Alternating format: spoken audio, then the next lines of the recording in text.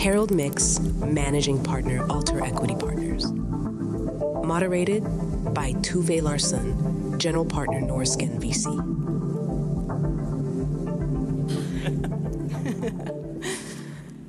Great. So if we can talk about rock stars in the context of finance, and I think with this stage and setting, that comes quite natural. Harald is definitely one of them. I could talk about his CV for probably 20 minutes, but I'll go to the core. So basically, Harald started his career in finance about 35 years ago in the US, then has been part of setting up Altor and Industrikapital. And over the last 10 years, he's been really spearheading the green transitioning, starting out of Sweden, as part of his Vargas holding that has incubated Northvolt, H2 Green Steel, and so on and so on. Yeah. So we're super honored to have Harald here today. Exactly. Thank you. You're being too kind. No, that's all in the facts. But so Harald, you were really ahead of the curve here, ahead of most of us, into this green transitioning. Can you maybe start by telling us a little bit, like, what is your investment thesis here? What was it that got you to tick? I think that actually it's been an evolution essentially.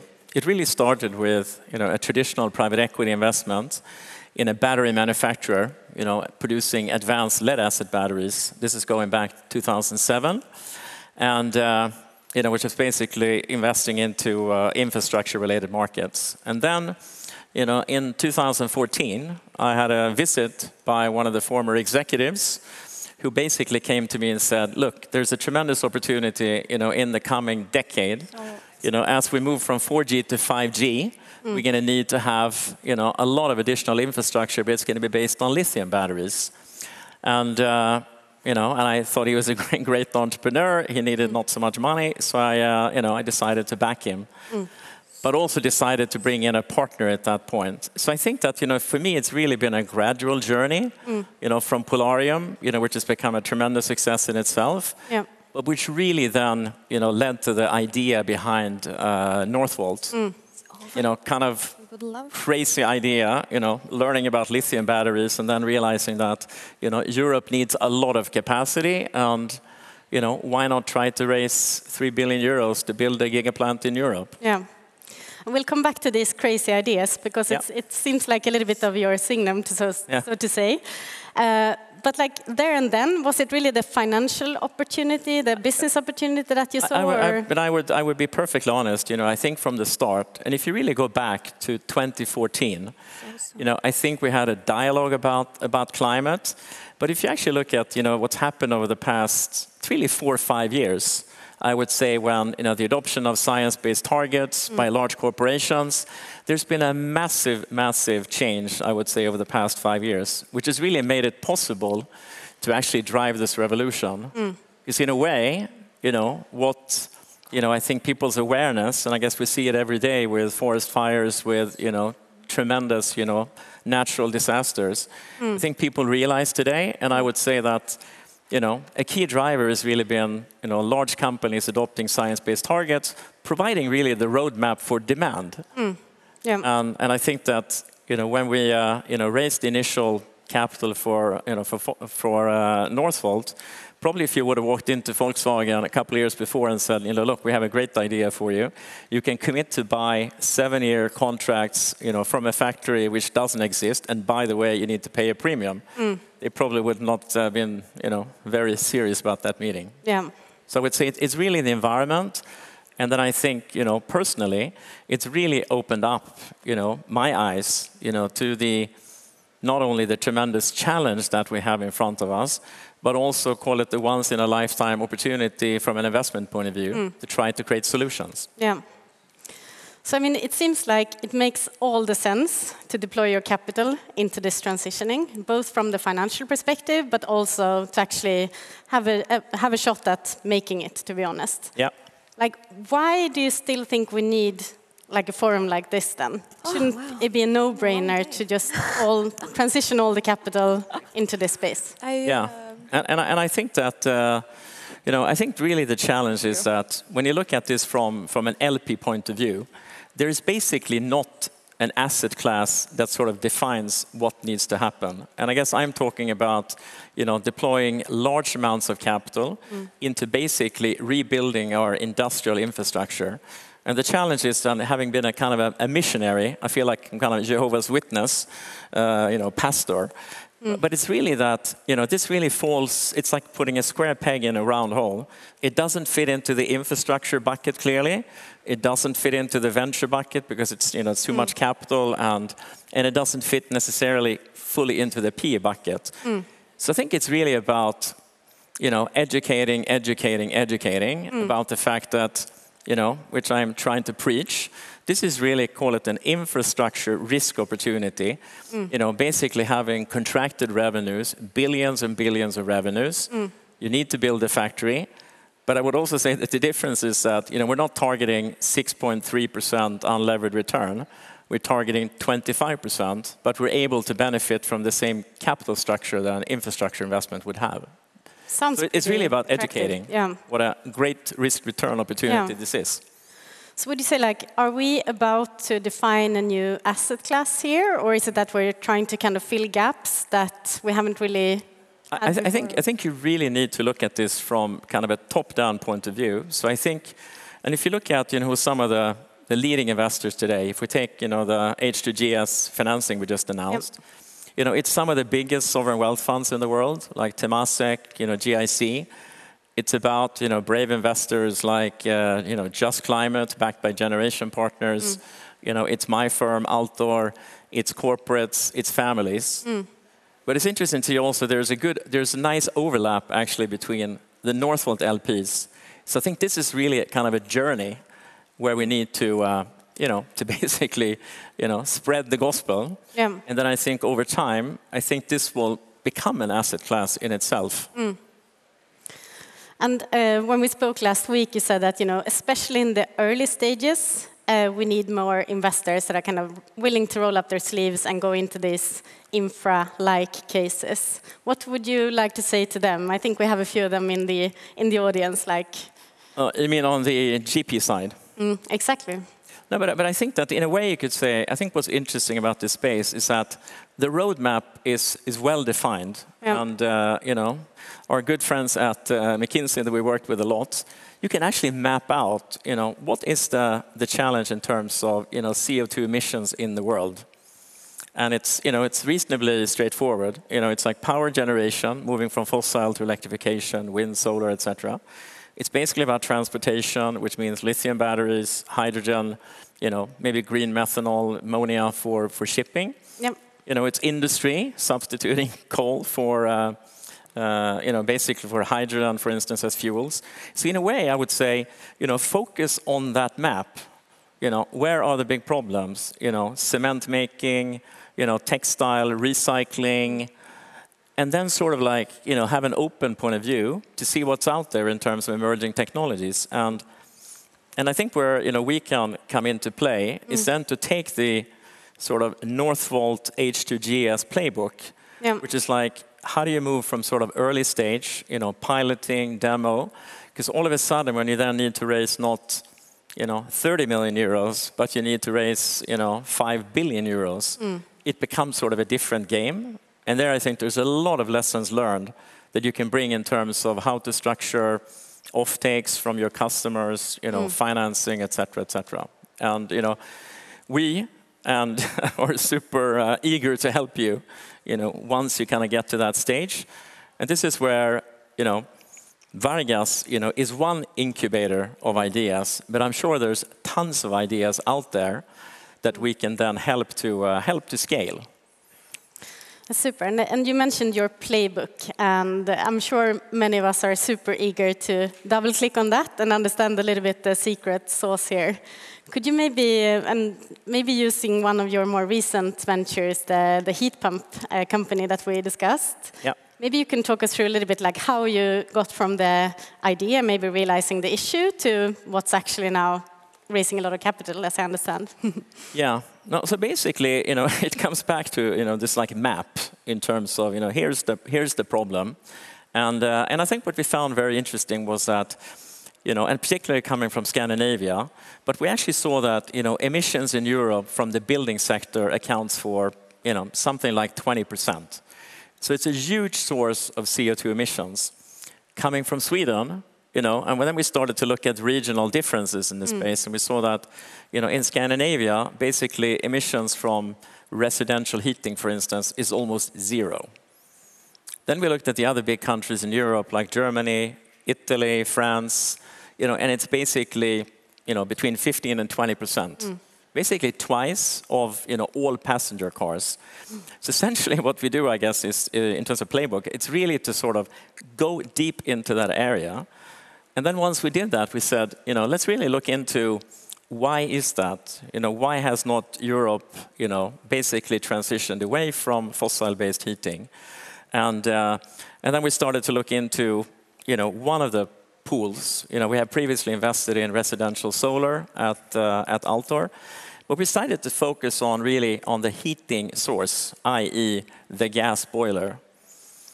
And recognizing that, today there's roughly, 2 million heat pumps sold in Europe. There's 10 million gas boilers replaced.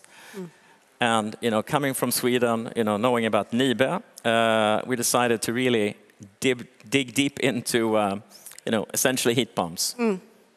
What is the challenge?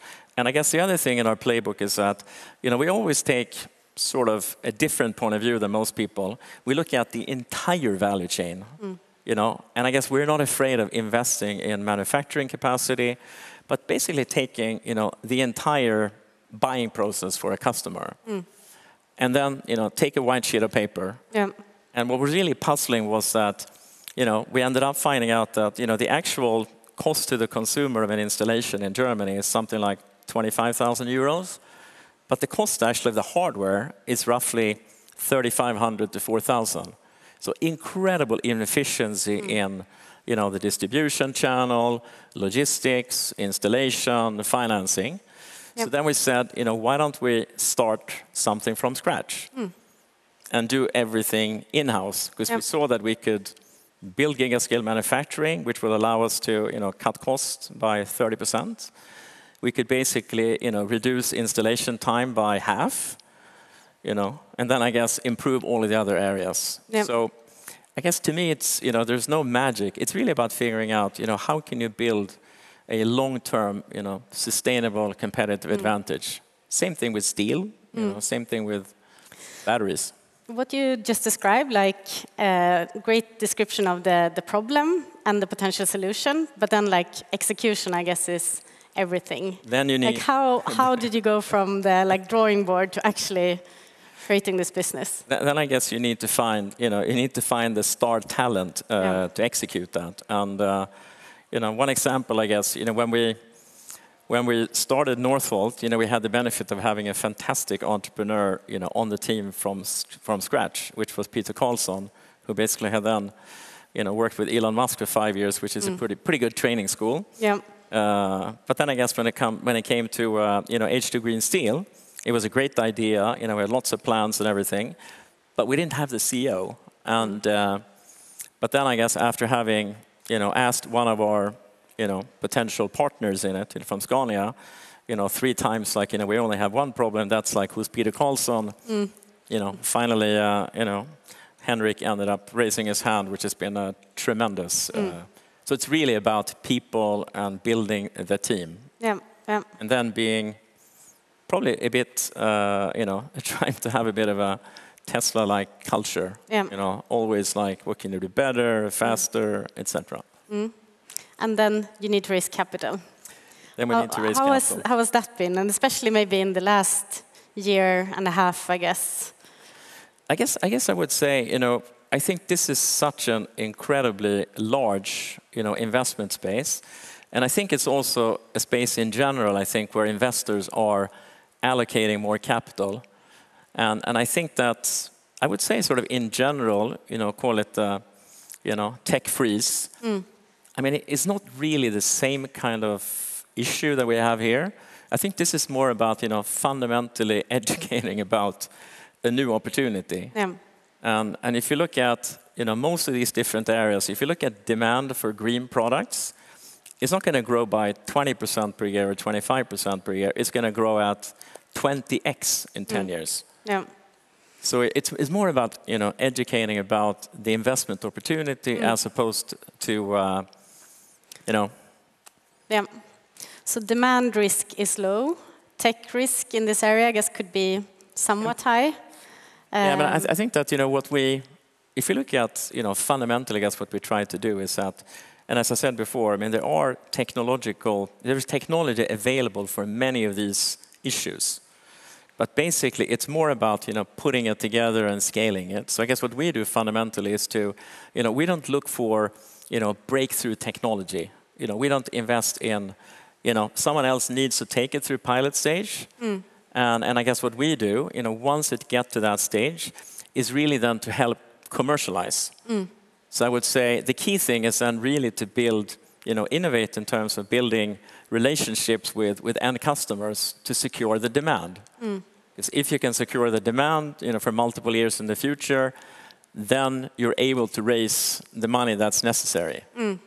Yeah. So I think it's a different model. It's you can say it's pre-revenue, yes, but it's not. But it has contracted revenue. Yeah, no, that's true. So for instance, H2 Green Steel today, I think we have order book of 12 billion euros of offtake contracts, which makes it then easier to finance, but that's pretty impressive. It's it's a pretty complicated process. Yeah.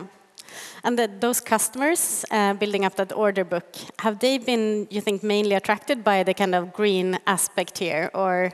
No, but I think it's it comes back to when we talked about science-based targets. Pretty much, I would say, most large corporations have signed up to science-based targets, which basically means that you are obliged to take action to meet the Paris goals in the future. So if you take Volkswagen, auto companies, etc., they have committed to that, which basically means that there's a roadmap saying that by 2030 we need to reduce our emissions by X, and that basically then creates the roadmap for demand. So I guess we don't need to necessarily convince the customers. I would say it's almost the other way around. They are scrambling to find capacity to help them solve the problem. That's why they are actually willing to to enter into long-term contracts, and I would say that we are an enabler of their strategy. But at the same time, it's also, I think it's going to be a fundamentally undersupplied market for a long time, which I guess creates good investment opportunities. Yeah, no, definitely. And now, I mean, in one way, I think and hope that there's much more that we'll see from you guys, but still you have an impressive kind of portfolio of success stories like Northvolt and H2 Green Steel, OX2, and so on. Like, are there a couple of common denominators that you could mention from these companies that have really taken off? Like, what is that X factor with these companies, do you think? I think you need to have a great team. No, but I think that it may sound boring, but I think that fundamentally there is a shift taking place. I guess where you have demand for the green equivalent is growing massively. Very substantial end markets that someone needs to to fix. I guess the second thing is also that it's also where legacy players tend to be either disadvantaged by having, assets that are going to be, idle basically in the future. If you have lots of blast furnaces, it's not great if you, for the future of the steel industry. So I guess it's also where, but fundamentally it's really where you can build a sustainable, long-term competitive advantage. So it's really about, size of market, how fast is green going to grow, and do you have these anchor customers that are willing to sign up for long-term contracts to secure the viability of the business. So it would be very different. I mean, try to fund mega amounts of capital into a pre-revenue business without having customers. Which is also why I think that some companies, in the battery industry, for instance, are struggling. Is if you weren't early on to that, it's very difficult. Which is also why first mover advantage is really important. Yeah, and there are many more industries to transform out there. But is there anything that you would have done differently now in retrospect from these journeys that you would like to share as a learning? No, but I guess that I guess probably, I guess this journey has been sort of, as I said, it's been sort of a gradual evolution. And I guess probably it would have been good to have started the journey 5 years earlier.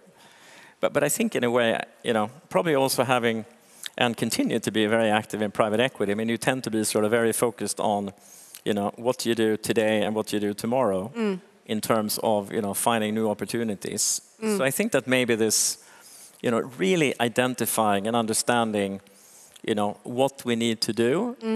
Probably great if I'd started 5 years earlier. Give me 5 more years to, try to have an impact. Exactly, time we really need. I know we're running out of time, and I also know that you're quite secretive about your next steps. But is there anything you could share in terms of a glimpse of like what you're working on next, or like industries that you're excited about to transform? I guess no, but I guess we are. I guess we're looking at a number of different, call it opportunities, but. It comes back to there are lots of materials that needs to be decarbonized in the future. And, if you look at the whole industrial hard-to-abate sector, I mean, there's opportunities around cement. There's opportunities around, if you look at, how to figure out how to make aluminum, less, impact on the environment. How do you solve issues with fast fashion in the future? I mean, there's lots of opportunities, and I'm sure that there's a ton of people in the audience that are probably working on a lot of these different, areas. So I think that, what's cool is that, we can actually see what we need to fix. Yeah. And that's a very good starting point. And the second thing is that we have, typically in most areas, we can find the customers that actually are willing, to really help you to realize your dream. And I think that's not to be underestimated, that, we have, if we solve problems for our customers, they're going to be willing to do stuff that you would not have anticipated before. And maybe you are underestimating it today, what you can actually achieve in terms of securing demand for the future, which is, going to be key for this whole area. Thank you so much, Harald. I can't wait to see what you take on next. And thanks for everything you do for our industry and our planet. So thank you. Thank you. Thanks.